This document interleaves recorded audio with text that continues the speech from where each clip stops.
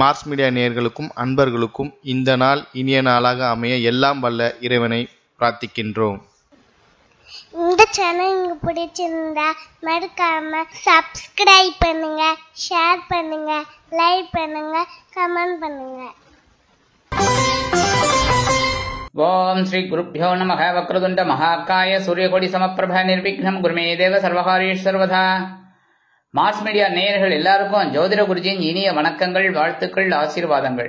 எனதருமை தனுசு ராசி அன்பர்களே, இந்த பதிவுல நம்ம என்ன பார்க்க போறோம் அப்படின்னா, நிகழும் மங்களகரமான குரோதி வருடம் ஆவணி மாத ராசி பலன். இந்த ஆவணி மாசத்துல உங்களுக்கு எப்படிப்பட்ட கிரக நிலைகள் இருக்கு, அது நன்மைகள் தருமா, பாதகம் தருமா, நீங்க என்ன பண்ணணும், பரிகாரமா அப்படிங்கறத பத்தில நம்ம இப்ப தெளிவா பார்க்க போறோம். ஃபர்ஸ்ட் ஆஃப் ஆல், பகைருண ரோகஸ்தானத்துல உங்களது ராசிநாதனும் சுகாதிபதியுமான குரு பகவான் 6ஆம் இடத்துல. அது கொஞ்சம் மத்தியமமான பலன்கள் தான். ஏன்னா குரு 2, 5, 7, 9, 11 இதுல தான் விசேஷம். மற்ற இடத்துல தான் மத்தியமம். நான் மத்தியமம் தான் சொல்லுவேன், அசுபம்னு சொல்ல மாட்டேன். ஏன்னா குரு பகவான், குரு சுபகிரகம் அப்படின்னா நம்ம சுபமா தான் எடுத்துக்கணும். அப்ப அந்த இடத்துல மத்தியமம், அவரால் ஒன்றும் பெரிய அளவுல நன்மைகளை கொடுக்க முடியாது அப்படிங்கிற மாதிரி தான் எடுத்துக்கணும். அடுத்தபடியா 5, 12 குடை அதிபதி செவ்வாய். செவ்வாய் 6ஆம் இடத்துல இருக்கிறது ரொம்ப ரொம்ப விசேஷம். ஏன்னா இந்த செவ்வாய் பகவான் 3, 6, 10, 11 ஆகிய உபஜய ஸ்தானத்துல இருந்தாருன்னா ரொம்ப விசேஷமான பலன்கள் உங்களுக்கு கண்டிப்பா கிடைக்கும். ஆக இந்த ராசிநாதன் 6ஆம் இடத்துல இருக்கிறதுனால உத்தியோகத்துல கொஞ்சம் நெருக்கடிகள் இருக்கும் என்ன. ஆனா இந்த செவ்வாய் பகவானும் 6ஆம் இடத்துல இருக்கிறதுனால எல்லாத்தையும் முறியடித்து வெற்றி காண்பீர்கள். உத்தியோகத்தில் தன்னம்பிக்கை அதிகரிக்கும். சில பேருக்கு புதுசா வேலை அற்புதமா கிடைக்கும். இன்டர்வியூக்கு போவ சக்சஸ்ஃபுல்லா முடிச்சுட்டு வந்துடுவீங்க. ரொம்ப டக்குன்னு எல்லாம் முடியும். கேட்கிற கேள்விகளுக்கெல்லாம் நீங்க டப்புன்னு பதில் சொல்லுவீங்க. அந்த அளவுக்கு ஒரு மனசுல தைரியம் இருக்கும். அதேமாதிரி சில பேருக்கு பொன்பொருள் ஆடை ஆபரண சேர்க்கை உண்டாகும். கடன் சுமை குறைவதற்கு ஒரு வாய்ப்புகள் உருவாகும். உடல் நலம் சீராகும். அதே மாதிரி வெளியூர் அல்லது வெளிநாட்டு பயணங்கள் உங்களுக்கு அற்புதமா நிறைவேறும். குழந்தைகள் ஆதரவா இருப்பா. சில செலவுகள் இருந்தாலும் குழந்தைகள் உங்களுக்கு ரொம்ப ஆதரவா இருப்பா. இந்த நேரத்தில் பார்த்தீங்கன்னா சீருடை பணியாளர்களாகிய காவல், ராணுவம், தீயணைப்புத்துறை, மருத்துவத்துறையில் வேலை பார்க்கும் நண்பர்களுக்கு எதிர்பார்க்கும் இடமாற்றம், பதவி மாற்றம், பதவி உயர்வு, சம்பள உயர்வு அருமையாக, மிக அருமையாக, மிக மிக அருமையாக வந்து சேரும். அடுத்தபடியே 26/8/2024 முதல் இந்த செவ்வாய் பகவான் எங்க வரப்போறாருன்னு பார்த்தீங்கன்னா கலத்திரஸ்தானமாக 7ஆம் இடத்துக்கு வரப்போறார்.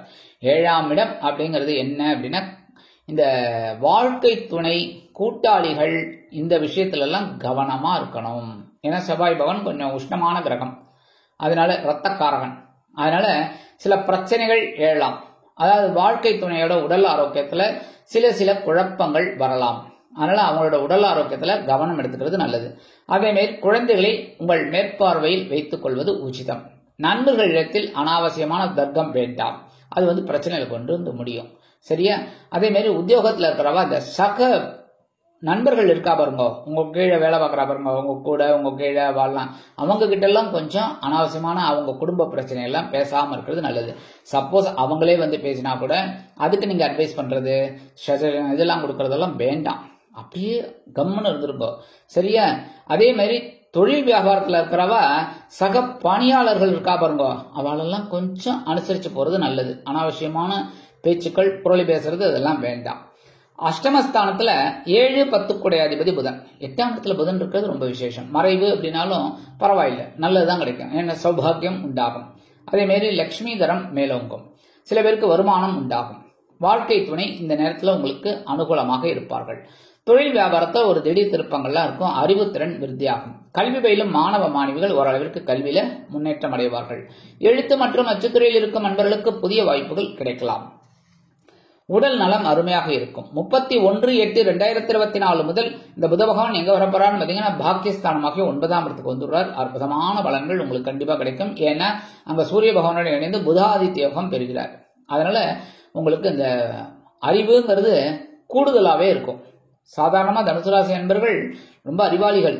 எந்த நேரத்துல எங்க பேசணும், எப்படி அடிக்கணும், என்ன பண்ணணும் அப்படின்னு தெரியும். இந்த நேரத்துல இன்னும் அதிகமாவே இருக்கும். அதே மாதிரி கல்வி பயிலும் மாணவ மாணவிகள் கல்வியில் சிறப்பான ஒரு வளர்ச்சியை காண்பார்கள். கல்வியில அப்படி ஒரு போடுன்னு போடுவாங்க. அதே மாதிரி இந்த கலைத்துறை நண்பர்கள் இருக்காங்க பாருங்க, எழுத்துத்துறை, அதாவது இந்த டைலாக் எழுதுறவர், வசனகர்த்தா, அப்புறம் அது யாரு, இந்த பாடலாசிரியர்கள், இவங்கெல்லாம் ரொம்ப அற்புதமான ஒரு முன்னேற்றத்தை காண்பார்கள். அடுத்தபடியா பாக்கியஸ்தானத்துல 6-11 கூடிய அதிபதி சுக்கிரன் மற்றும் பாக்கியாதிபதி சூரியன் 2 பேரும் 6ஆம் இடத்துல இருக்கிறது ரொம்ப ரொம்ப விசேஷம். தந்தையார் ஆதரவா இருப்பார், தந்தை வழி உறவினர்கள் ஆதரவா இருப்பார், எடுக்கிற காரியங்கள் அற்புதமா இருக்கும், கடன் சுமை குறைவதற்கு ஒரு வாய்ப்புகள் வந்து சேரும், மூத்த சகோதரிகள் உங்களுக்கு அனுகூலமாக இருப்பார்கள், தொழில் வியாபாரம் அற்புதமாக நடைபெறும், விலை உயர்ந்த பொருட்களை வாங்கி மகிழும் வாய்ப்புகள் சிலருக்கு உண்டாகும், வீடு மனை வாகனம் இதெல்லாம் வாங்கக்கூடிய ஒரு யோகம் உண்டாகும். முக்கியமா அரசியல் இருக்கிறவர்களுக்கெல்லாம் ஒரு அற்புதமான ஒரு சூழ்நிலை கண்டிப்பா கிடைக்கும். அதுவும் பாக்கியாதிபதி சூரியன் பாக்கியஸ்தானத்தில் இருக்கிறது ரொம்ப அற்புதமான ஒரு முன்னேற்றம் கண்டிப்பாக வந்து சேரும். 26/8/2024 முதல் இந்த சுக்கிர பகவான் எங்க வர போறான்னு பாத்தீங்கன்னா ஜீவனஸ்தானமாக 10ஆம் இடத்துக்கு வந்துறாரு. 10ஆம் இடத்துல அவருக்கு பார்த்தீங்கன்னா நீச்சம், கன்னிராசியில நீச்சம் சுக்கிர பகவான். அதனால உத்தியோகத்துல கொஞ்சம் கவனமா இருக்கணும். என்ன கவனம்? எடுக்கிற காரியங்கள்ல. இன்னைக்கு ஒரு வேலை எடுக்கிறீங்கன்னா அந்த வேலையில கவனமா இருக்கணும். டக்குனு கான்சென்ட்ரேஷன் வேற மாதிரி போகும். அதெல்லாம் நீங்க வந்து சரி பண்ணி ஒழுங்கா வேலை செய்யணும். அதே மாதிரி தொழில் வியாபாரம் அதுலயும் மேக்சிமம் கூடுதல் அக்கறை எடுத்துக்கிறது ரொம்ப ரொம்ப நல்லது. உடல் ஆரோக்கியத்திலையும் சிறப்பு அக்கறை எடுத்துக்கிறது ரொம்ப ரொம்ப நல்லது. இந்த நேரத்துல தந்தையாரோட உடல் ஆரோக்கியத்துல கொஞ்சம் கவனம் எடுத்துக்கோங்க. அடுத்தபடி ஜீவனஸ்தானத்தில் கேது, 10ஆம் இடத்துல கேது இருக்கார். கேது இருக்கிறது குருவோட பார்வையும் வாங்கிட்டு இருக்கிறதுனால உத்தியோகத்துல சமாளிப்பீங்க, தொழில் வியாபாரத்திலையும் சமாளிப்பீங்க, எல்லாத்துலயுமே ஒரு சமாளிக்கிற ஒரு ஆற்றல் உங்களுக்கு கண்டிப்பா கிடைக்கும், ஒரு ஞானம் கிடைக்கும், எப்படி சமாளிக்கிறதுங்கிற ஒரு ஞானம் கண்டிப்பா கிடைக்கும் உங்களுக்கு. அடுத்தபடியா சுகஸ்தானத்துல ராகு பகவான், 4ஆம் இடத்துல இருக்கிற ராகு பிரம்மாண்டமா உங்களுக்கு சில கற்பனைகளை கொடுப்பார். என்னன்னா லைட்டா தலைவலிக்கிற மாதிரி இருக்கும், உடனே நீங்க எங்கேயோ போயிடுவீங்க. அதாவது ஒரு படத்துல சொல்லுவாங்க, இந்த கமலஹாசன் படத்துல ஜனகராஜ் அவங்கெல்லாம் வருவாங்க, சார் நீங்க எங்கேயோ போயிட்டீங்க சார் அப்படிமா. அது மாதிரி ஒரு சாதாரண தலைவலி அப்படின்னா என்னமோ யோசிப்பீங்க, ஐயோ ஸ்கேன் பண்ணலாமா, இல்லை என்ன ப்ராப்ளம், ஒருவேளை ஏதாவது பிரெயின் வந்து எதா இருக்குமா அப்படின்லாம் யோசிக்க ஆரம்பிச்சிருவீங்க. அதெல்லாம் யோசிக்க கூடாது. சரியா? சாதாரணமா இருக்கும்போது சாதாரணமா நடக்கும். பிரம்மாண்டமா யோசிக்கிறேன்னு சொல்லிட்டு கஷ்டப்படக்கூடாது. அதுக்காக தான் சொல்றேன். சரியா? ஏன்னா இந்த ராகு வந்து உங்களை தூண்டுவார், ஒரு போதை. ராகு வந்து என்னைக்குமே பாத்தீங்கன்னா எல்லா விஷயத்திலுமே ஒரு போதை. அதாவது இந்த கல்லு இதெல்லாம் குடிச்சாதான் போதைங்கிறது கிடையாது. எல்லாருக்குமே போதைங்கிறது ஒவ்வொரு விஷயத்துல இருக்கும். மயக்கம், என்ன அந்த மயக்கம் சில பேருக்கு வந்து நகை வாங்கிட்டே இருக்கணும்னு தோணும், சில பேருக்கு பாட்டு கேட்டுட்டே இருக்கணும்னு தோணும், அந்த மாதிரி. அதனால இந்த சுகஸ்தானத்துல இருக்கிற ராகு சில நேரங்கள்ல சில யோசனைகளை கொடுப்பார். அதெல்லாம் நீங்க அமுக்கி தூக்கி எறிஞ்சிட்டு நல்ல விஷயங்களை எடுத்துக்கணும். சரியா? அதாவது ராகு வந்து கொடுத்து கெடுப்பார், ஒரு விஷயத்தை கொடுத்து மனசை கெடுப்பார்.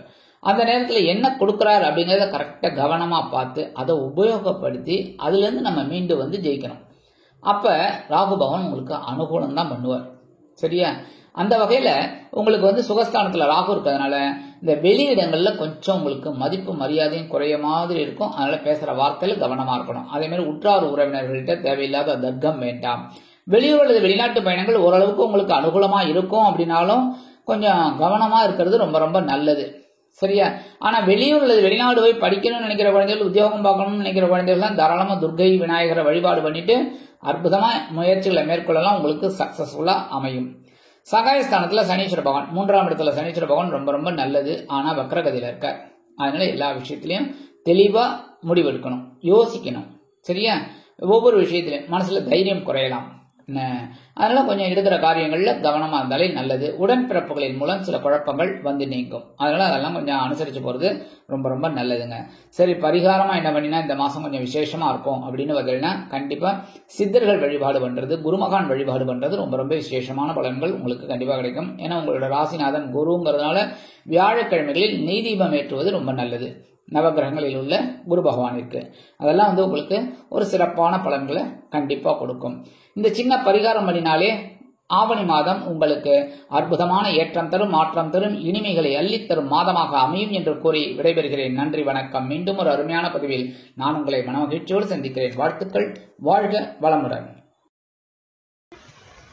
இந்த சேனல் உங்களுக்கு பிடிச்சிருந்தா மறக்காம சப்ஸ்கிரைப் பண்ணுங்க, லைக் பண்ணுங்க, ஷேர் பண்ணுங்க.